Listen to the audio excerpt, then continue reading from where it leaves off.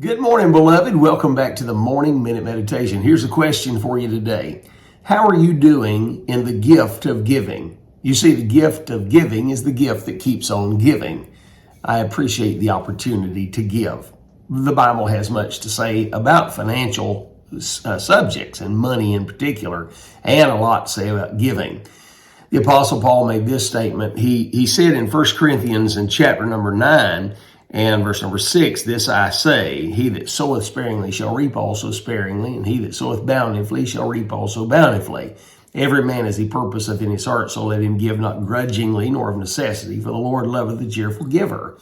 It was Jesus himself who said, give, and it shall be given unto you, good measure, pressed down, shaken together, and running over, shall men give into your bosom, for the same measure that you meet withal, it shall be measured to you again. Malachi 3:10, Jehovah told the nation of Israel that if they would bring the gifts, the tithes into the storehouse, he said, then I'll pour you out a blessing that you won't be able to receive. Someone say, well, that's in the Old Testament. Well, it may be, but it was in that same book where he said, I'm the Lord and I change not. He expects his children to have the gift of giving. I was reading a book by an author by the name of Bach. His name was Edward W. Bach. The title of the book is Perhaps I Am. And he told about two struggling college students at Leland Stanford University.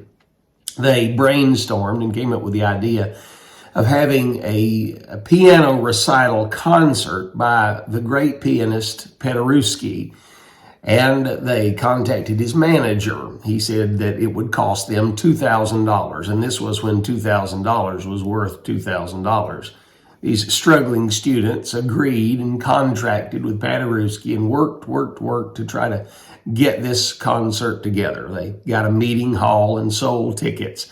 And when Paderewski showed up, they looked in the coffers and found that they had only generated $1,600.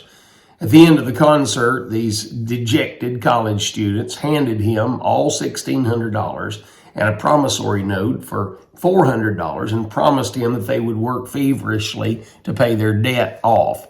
Paderewski said this will not do, and he ripped up the promissory note and told the young students, go and pay all of your expenses, and what's left, take 10% for each of you, and then give me the rest. And he went on his way. These young students never forgot the generosity of Paderewski.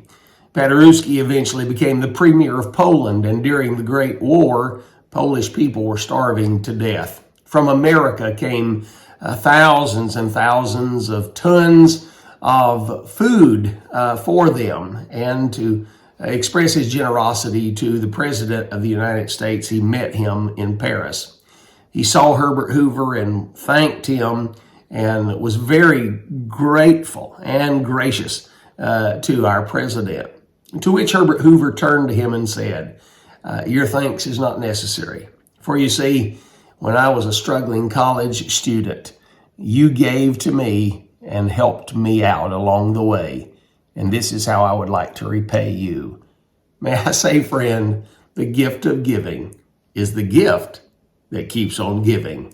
Consider what I say today. Have yourself a great day.